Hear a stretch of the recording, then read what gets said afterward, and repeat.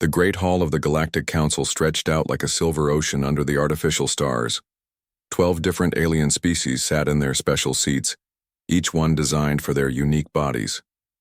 Some looked like giant crystals, others like walking trees, and a few resembled nothing humans had ever seen before.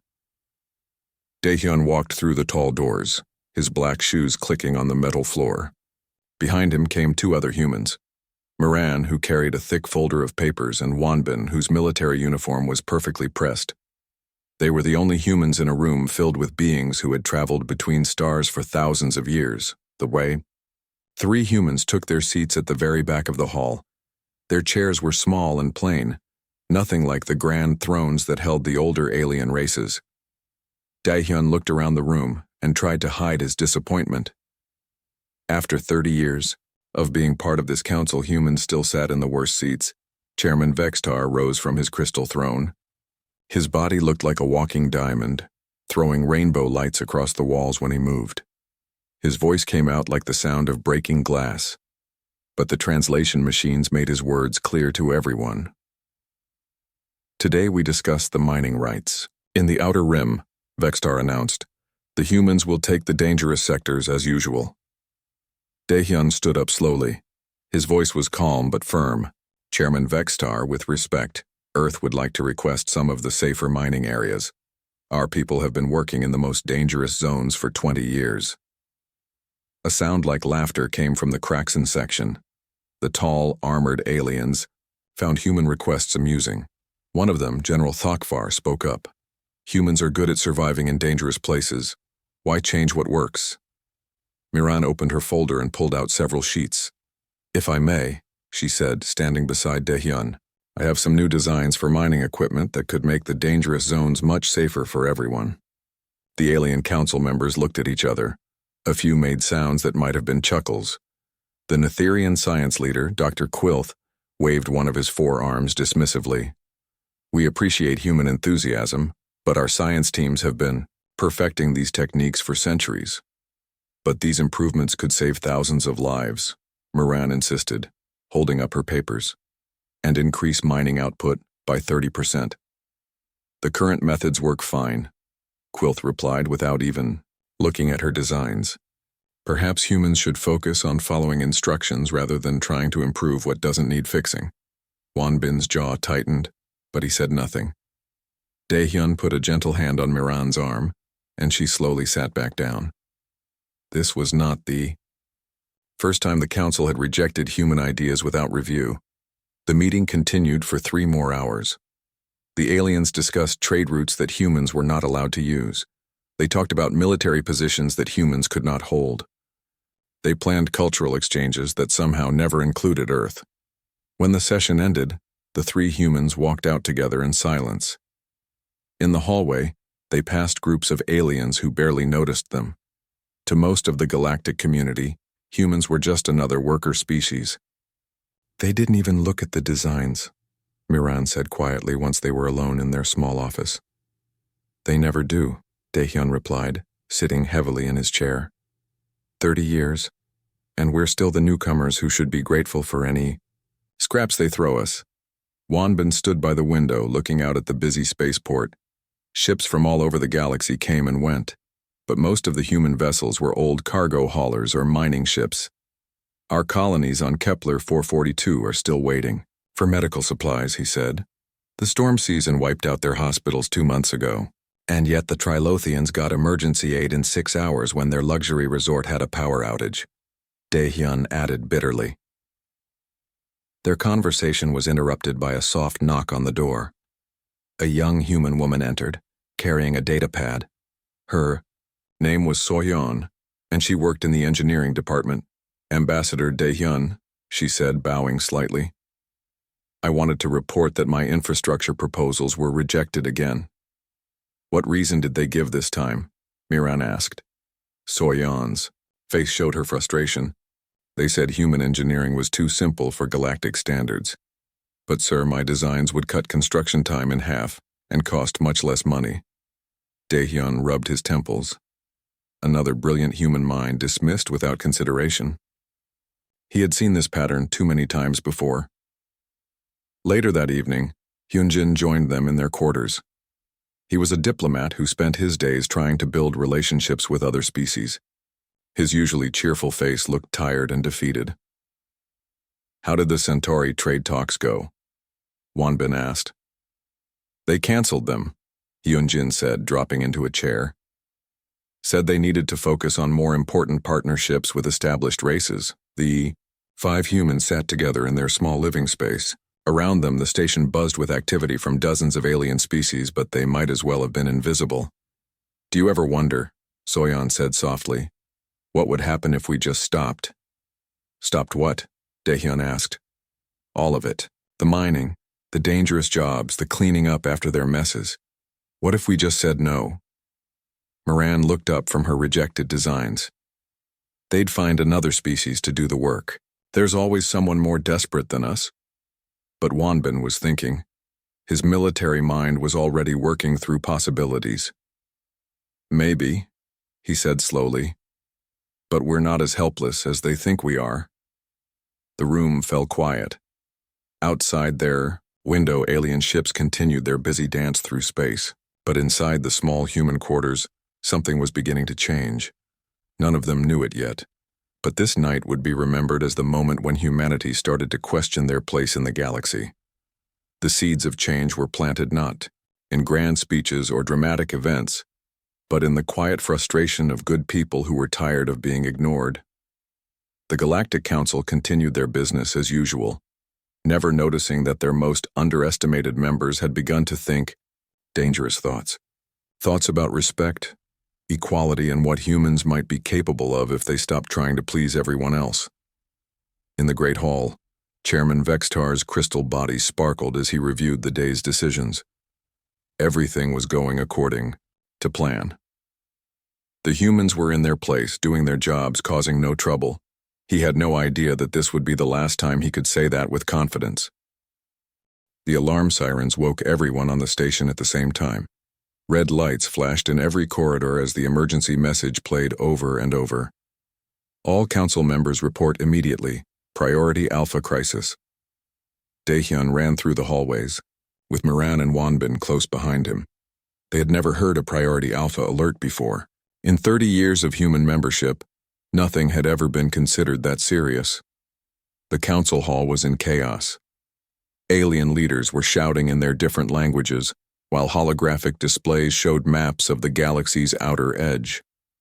Bright, red dots marked where something terrible was happening. Chairman Vexitar's crystal body was flashing different colors, which meant he was very upset. "The reports are confirmed," he announced when everyone finally sat down. "An unknown fleet has attacked our colonies in the rim sectors. They destroyed everything." General Thakvar of the Kraxan military stood up, his armor clanking. 17. Worlds have gone silent.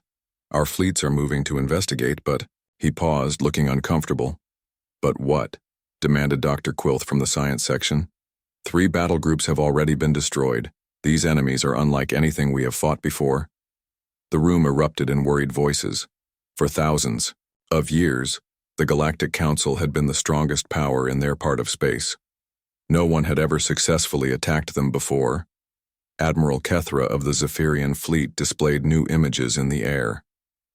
The pictures showed twisted, organic ships that looked more like giant sea creatures than spacecraft. "They call themselves the Voidborn," she said.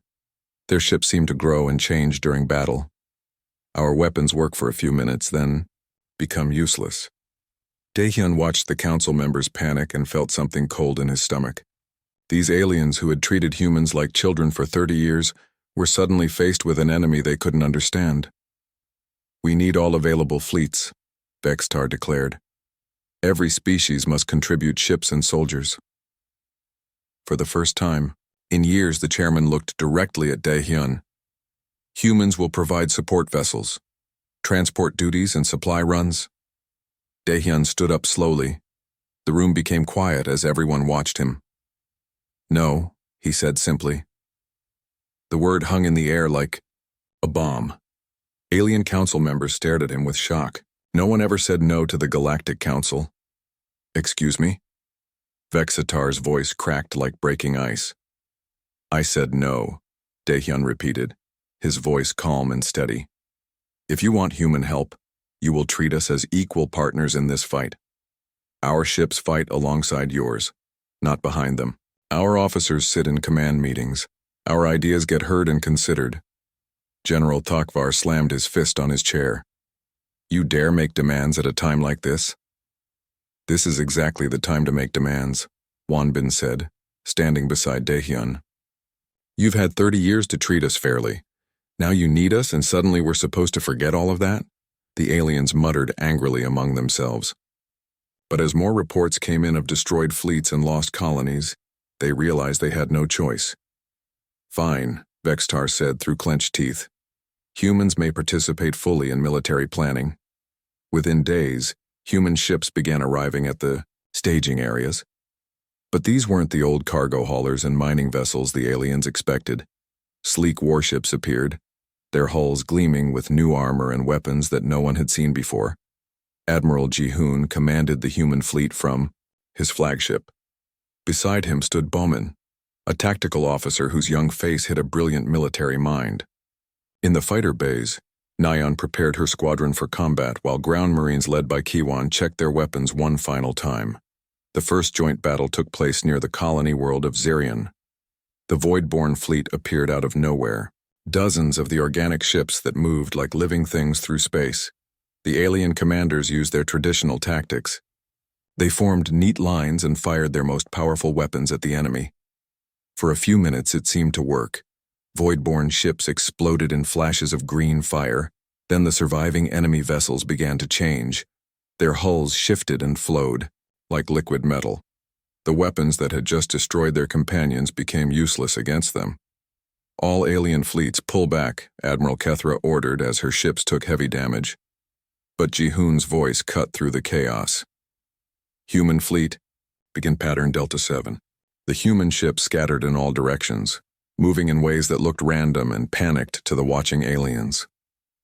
But Bowman had studied the enemy carefully. He noticed that the Voidborn ships adapted to whatever hurt them most recently, but they needed time to change. Nayan's fighters swooped in from impossible angles, hitting the enemy with quick bursts before dancing away.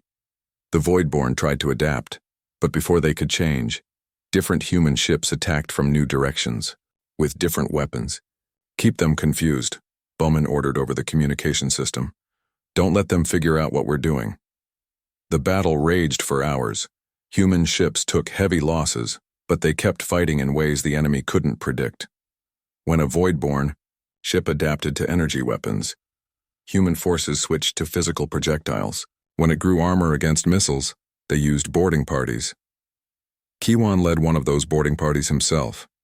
His marines fought through the twisted corridors of a Voidborn ship that kept changing around them.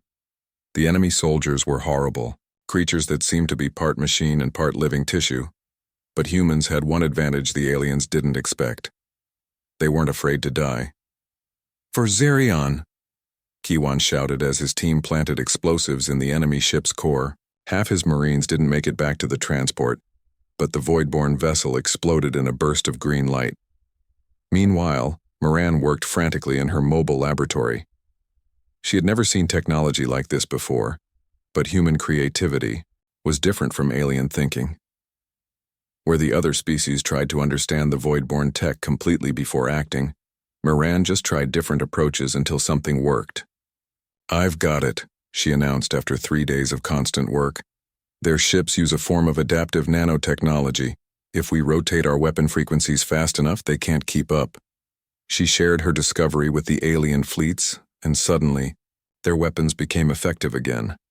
The tide of battle began to turn, but it was in the ground fighting that humans truly shocked their alien allies. When Voidborn forces landed on colony worlds, the alien defenders fell back to defensive positions and waited for support.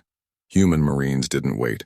They attacked immediately, using tactics that seemed insane to the careful alien military minds. Kiwan's forces hit the enemy from multiple directions at once, sacrificing soldiers to save civilians without a second thought.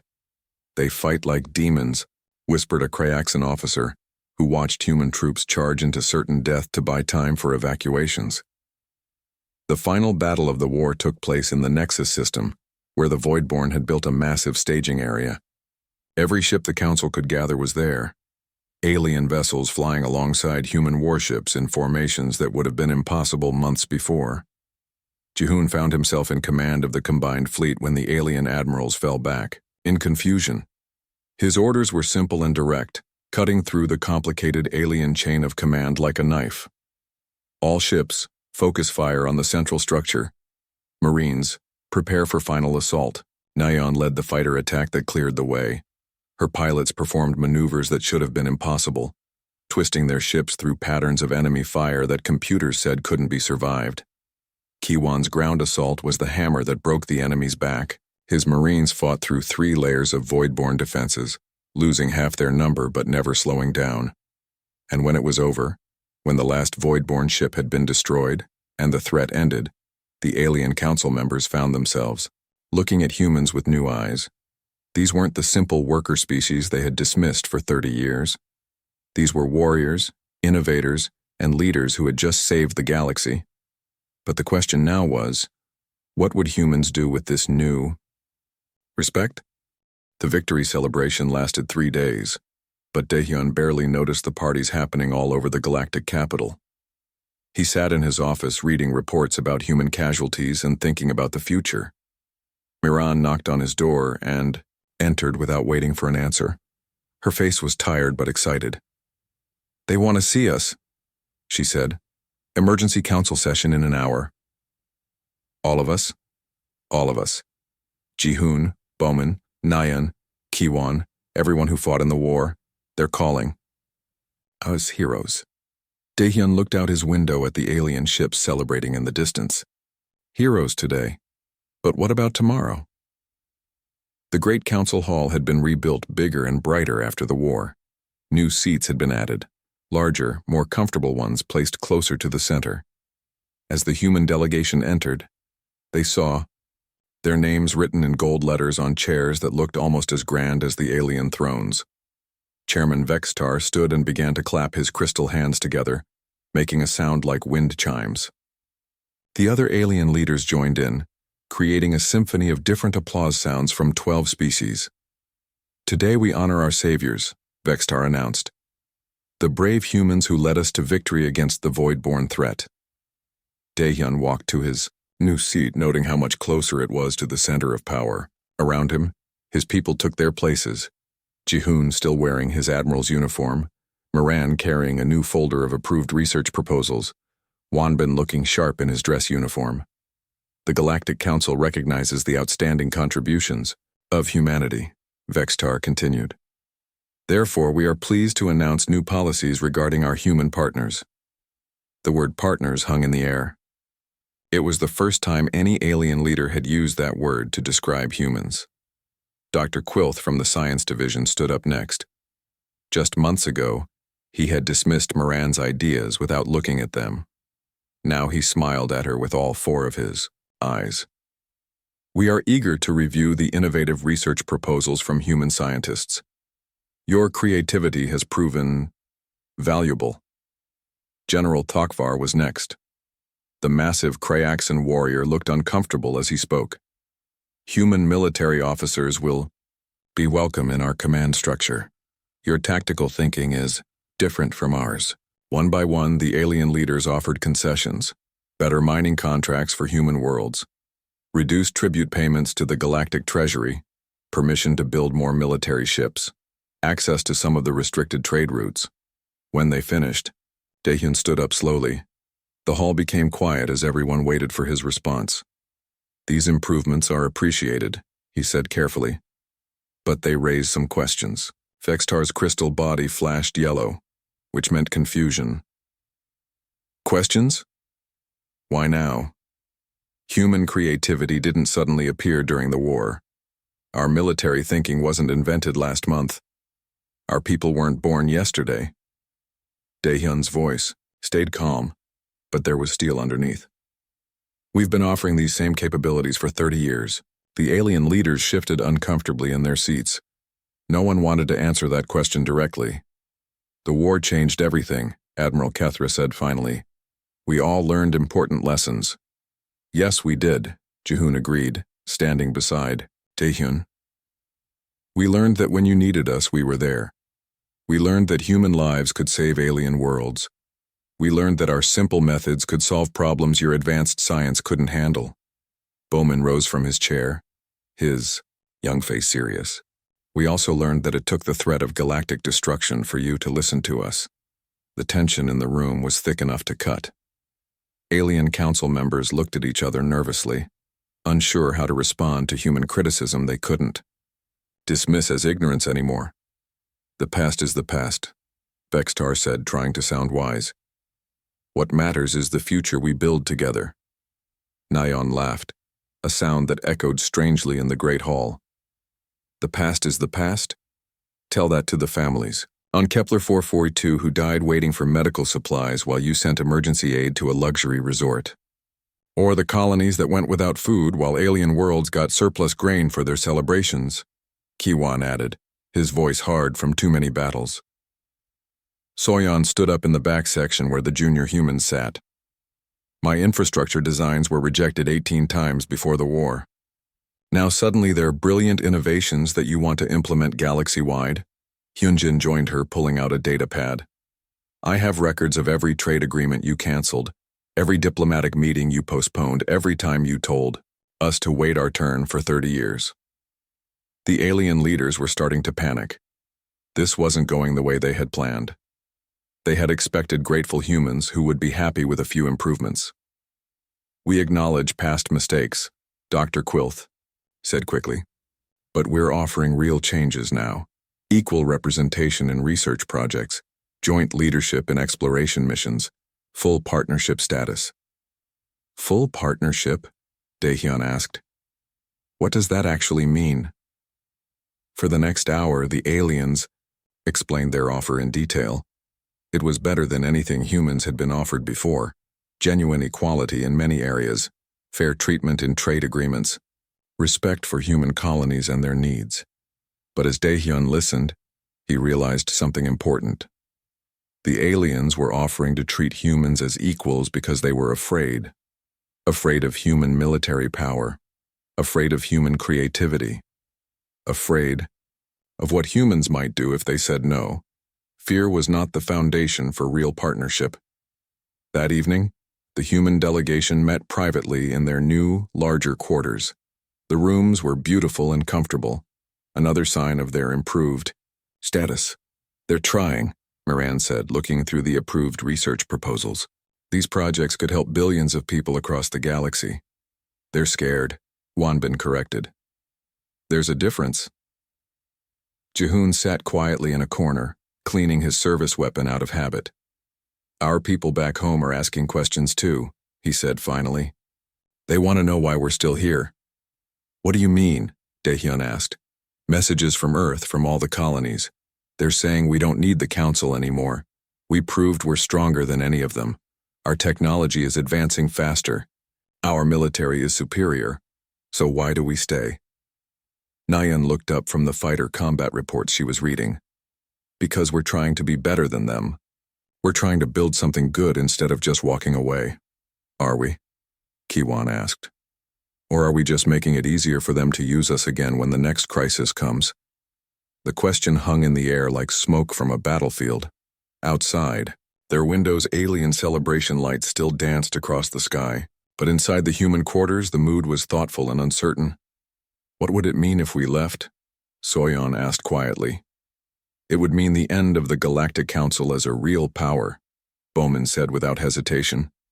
Their military is weak without us. Their science is slow without us. Their economy depends on our trade routes and mining operations. It would also mean giving up on the idea of a united galaxy, Hyunjin pointed out. Walking away from billions of innocent aliens who aren't responsible for their leaders' mistakes. Daehyun listened to his people debate and felt the weight of history on his shoulders. The decision they made in the coming months would affect not just humanity, but every species in the galaxy. The aliens had finally offered them respect, but it had come 30 years too late and for all the wrong reasons. The question was whether that mattered, or whether humanity had already learned everything they needed to know about their place in the galaxy. In his private moments, Daehyun already knew the answer, but he wasn't ready to say it out loud yet. The emergency alert came in at 3:47 Galactic Standard Time. Taijin, governor of New Busan Colony, was reading bedtime stories to his daughter when the ground began shaking beneath their house. "Daddy, what's that noise?" little Minju asked, clutching her stuffed animal. Before Taijin could answer, the mountain outside their window exploded. A column of fire and rock shot into the sky as Mount Hala erupted with the fury of 1,000 suns. The volcanic eruption had caught everyone by surprise. "Emergency broadcast to all residents," Taijin spoke into his communication device, trying to keep his voice calm. "Volcanic eruption in progress. Begin immediate evacuation to designated safe zones." Within hours, the scope of the disaster became clear. The eruption had destroyed 3 major cities and threatened 5 more. Toxic ash filled the air, making it impossible to breathe without protective gear. Lava flows cut off escape routes for thousands of families. Taijin worked without sleep for 2 days, coordinating rescue efforts and trying to save as many people as possible. His teams had pulled thousands from the danger zones, but they were running out of time and resources. On the 3rd day, he sent an urgent message to the Galactic Council. "Request immediate emergency aid. Volcanic disaster on New Busan. Need medical supplies, evacuation ships, and breathing equipment. Estimated casualties in the thousands without immediate assistance." The response came back 6 hours later. "Request received and filed. Emergency aid applications must be processed through proper channels. Expect review within standard processing time of 10-15 business days." Taijin stared at the message in disbelief. People were dying right now, and the council wanted him to fill out paperwork and wait 2 weeks for a committee review. He tried again, sending direct messages to every alien leader he could contact. Some didn't respond at all. Others sent automated replies about following proper procedures and understanding the importance of documentation. Meanwhile, the news feeds were full of coverage about a different emergency. The planet Luxuria, famous for its alien resort hotels, had suffered a power outage that left wealthy tourists without air conditioning for 8 hours.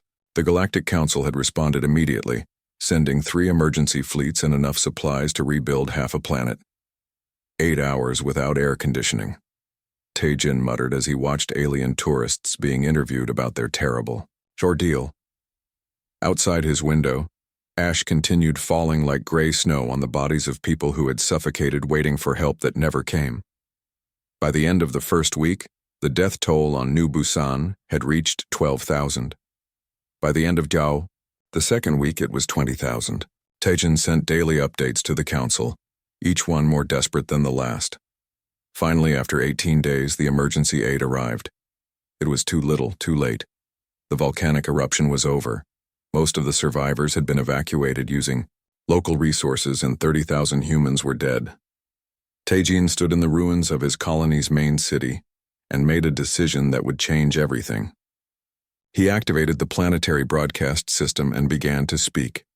"My fellow humans across New Busan and throughout the galaxy, I want to tell you about the last 3 weeks, and I want you to understand what they mean." His voice was calm but filled with pain as he described the disaster, the casualties, and the council's response. He told them about the resort tourists who got help in hours while human colonists died waiting for basic medical supplies. "This is not about incompetence or bureaucracy," he said, looking directly into the camera. "This is about how the Galactic Council really sees us. When we were useful for fighting their war, they called us heroes and partners. When we needed help, they told us to wait in line." The broadcast spread across human space faster than wildfire. On Earth, on the mining colonies, on the frontier worlds where humans had built new homes, people gathered to watch their screens in silence. Eri was one of them. As governor of New Seoul, the largest human colony world, she had sent aid to New Busan as soon as she heard about the eruption. She had also sent formal protest to the council about their delayed response. But watching Taijin speak about holding his daughter's body in the ruins of their home, Eri felt something break inside her chest. The time for protests and formal complaints was over. "We've spent 30 years trying to earn their respect," she said to her staff the next morning. We've died for them, bled for them, saved their civilization from destruction. And when we needed them, they let our children suffocate in volcanic ash while they rushed to fix a broken air conditioner. Within days, demonstrations began on human worlds across the galaxy. Unlike the careful, polite protests of the past, these were angry crowds demanding action. Signs reading, "Remember New Busan" and "Human Lives Matter" filled the streets. Thieu, Council's response was swift and brutal.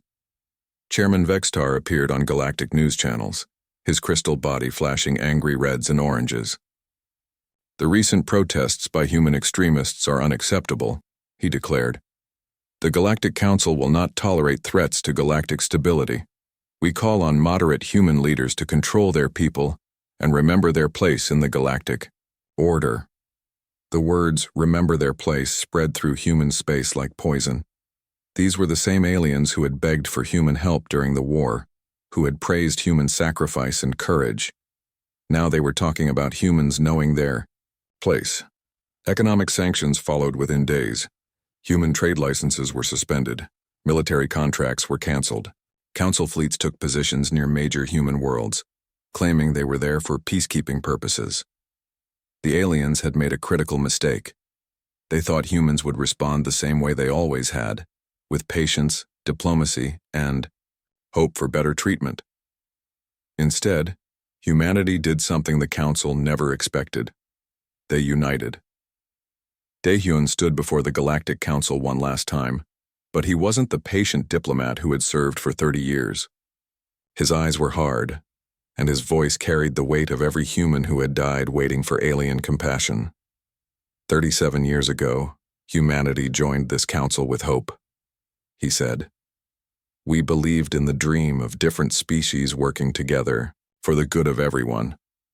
We offered our best minds, our strongest workers, our bravest soldiers." The alien leaders shifted uncomfortably as Daehyun continued. Behind him stood the entire human delegation, their faces showing no emotion. "We gave you everything we had, and when you needed us most, we bled and died to save your worlds from destruction.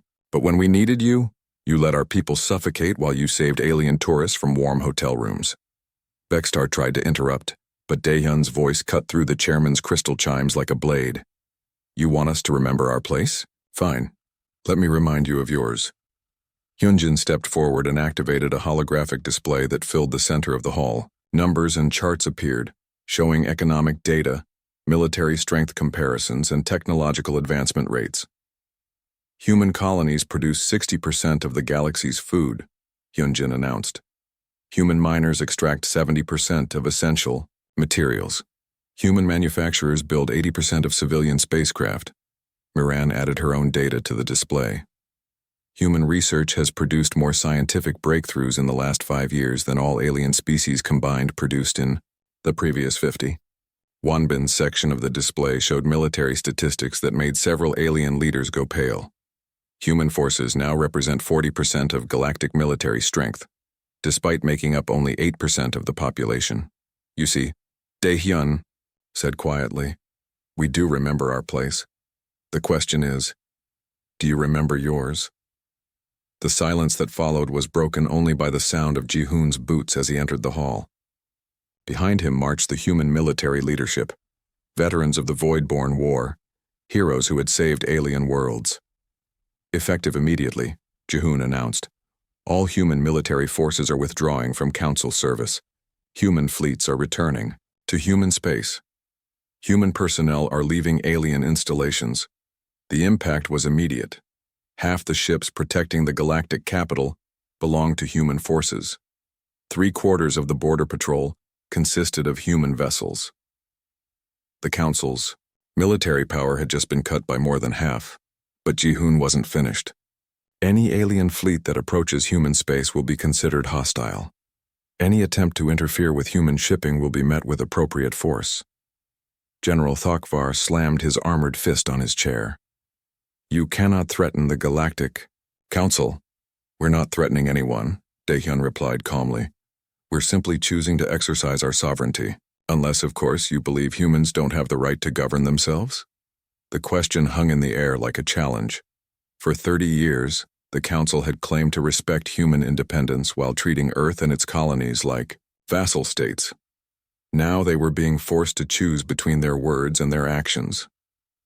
"This is rebellion," Vextar declared, his crystal body flashing angry colors.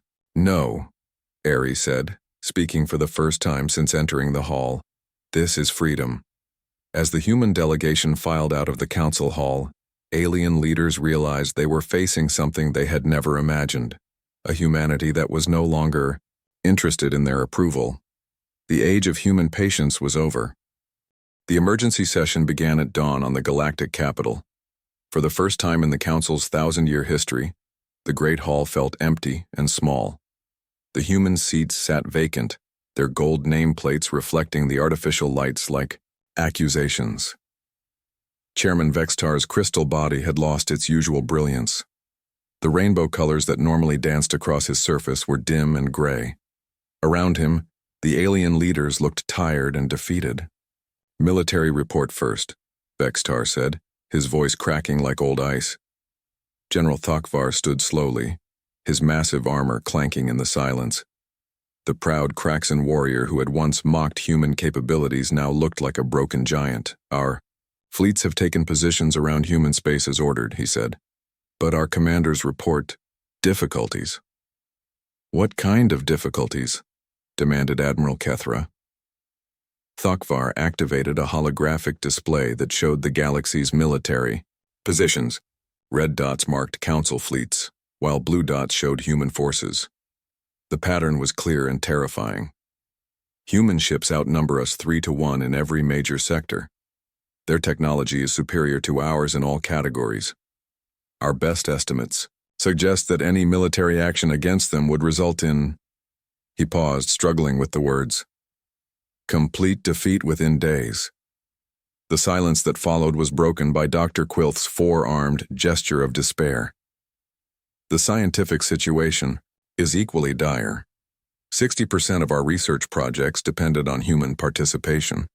Without their scientists, our advancement rate has dropped to nearly zero." Economic Minister Zephlon from the Trilothian Trade Guild added his own grim news. "Human withdrawal from galactic markets has triggered the worst economic crisis in our recorded history. Food shortages are beginning on 12 worlds. Manufacturing has stopped on 43 planets. But the most shocking report came from Intelligence Chief Mordun of the shadow-walking Vectari. His species rarely spoke in council sessions, preferring to work in the background gathering information. "The humans have been planning this for years," he whispered, his voice barely audible. "Our agents discovered massive infrastructure projects, hidden in asteroid fields and dead systems. They have built an entire industrial network independent of galactic trade." The display changed to show grainy images of human shipyards, manufacturing stations, and research facilities that the Council had never known existed. Dozens of installations scattered across the galaxy's rim, all of them far from alien oversight. "They have been preparing to leave us," Mordun continued. "This withdrawal is not an emotional reaction. It is the culmination of decades of careful planning." Vextar felt something he had never experienced before: genuine fear. "How many ships? How many installations?" "We estimate they have built more than 2,000 military vessels and 500 major installations. But those are only the ones we have found." The implication was clear.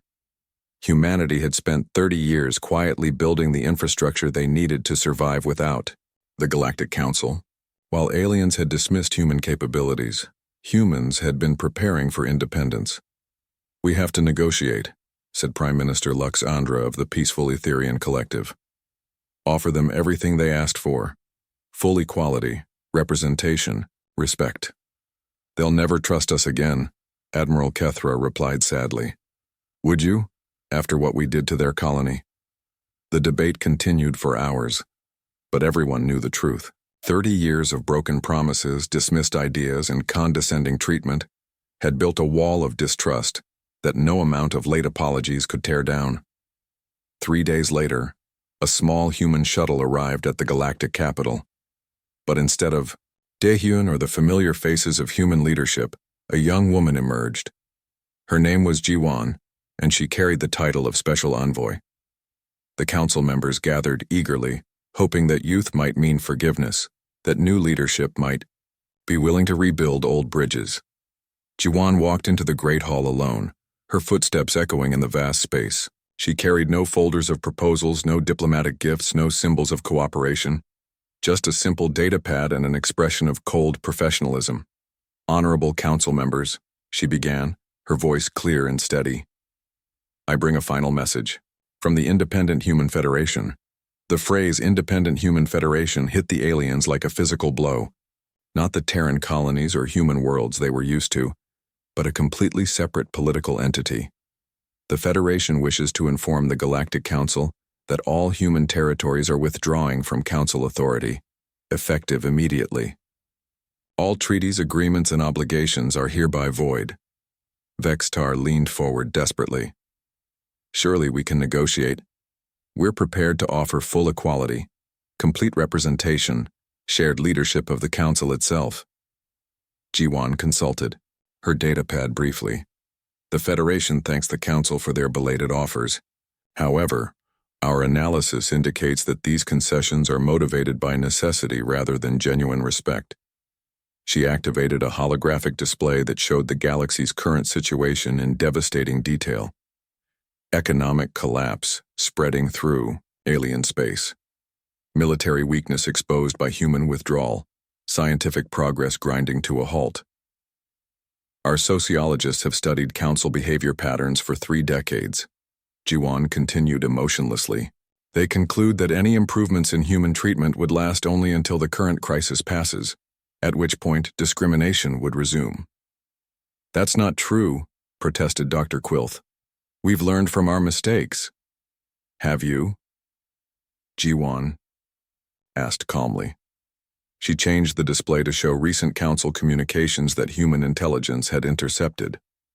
Private messages between alien leaders discussing how to manage the human situation and restore proper order once the crisis ended. The aliens stared at their own words floating in the air above them. Even in their moment of desperation, they couldn't help thinking of humans as a problem to be solved rather than equals to be respected. The Federation has reached a conclusion, Jiwan announced. Coexistence with the Galactic Council is impossible. Therefore, we are implementing the final protocol. What is the final protocol? Vextar asked, though he already feared the answer. Complete withdrawal from this galaxy. All human populations, installations, and assets will be relocated beyond the galactic rim within 6 months. The words fell on the Council like the death of stars. Complete withdrawal meant the end of everything they had built. Without human productivity, human innovation, human strength, the galactic civilization would collapse into chaos. You can't leave, Admiral Kethra whispered. Billions of innocent people depend on the systems you've built. Those systems will continue to function under automated control for approximately 2 years, Jiwan replied. That should give you sufficient time to develop alternatives or... She paused meaningfully. To reconsider your assumptions about which species are truly essential. General Thokvar stood up, his armor clanking with desperate anger. We won't let you go. Our fleets will stop you. For the first time, Jiwan showed emotion, a slight smile that was somehow more frightening than any threat. General, your fleets are outnumbered, outgunned, and outmaneuvered.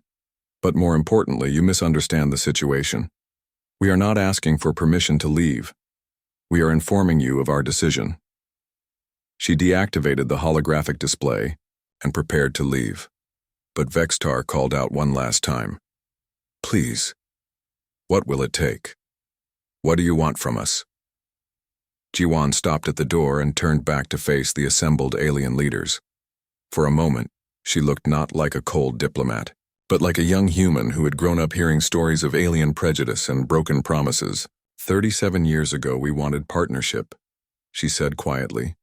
20 years ago we wanted respect. 10 years ago we wanted equality. Today? She shrugged. Today, we want to be free. As her shuttle departed the galactic capital, the great evacuation began. Human colonies across the galaxy received the activation signal they had been preparing for since the end of the Void-born War. Massive transport ships emerged from hidden asteroid bases. Entire cities were dismantled and packed for transport. Families said goodbye to worlds they had called home for generations. Taijin was among the last to leave New Busan. He stood in the rebuilt memorial garden where 30,000 names were carved in black stone, the humans who had died waiting for alien compassion that never came. "We're going to the stars beyond the rim," he told the memorial, "to a place where no one will ever again mistake our kindness for weakness." Eri supervised the evacuation of New Seoul from her governor's office until the very end. As her transport lifted off, she looked down at the empty cities and industrial centers that had once been the heart of human civilization in this galaxy. "They'll realize what they've lost," her aide said sadly. "Yes," Eri replied, "but it will be too late." The last human ship to leave was Admiral Ji-hoon's flagship. As it crossed the galactic rim, he sent a final message back to the Galactic Council. "To the species we once called allies, we came to you with open hearts and willing hands. You taught us that trust is earned, respect must be demanded, and sometimes the greatest strength is knowing when to walk away. Thank you for the lesson. We will never forget it." In the Great Hall of the Galactic Council, Chairman Vextar sat alone among empty seats. The galaxy felt different now, smaller, darker, diminished by the absence of the species.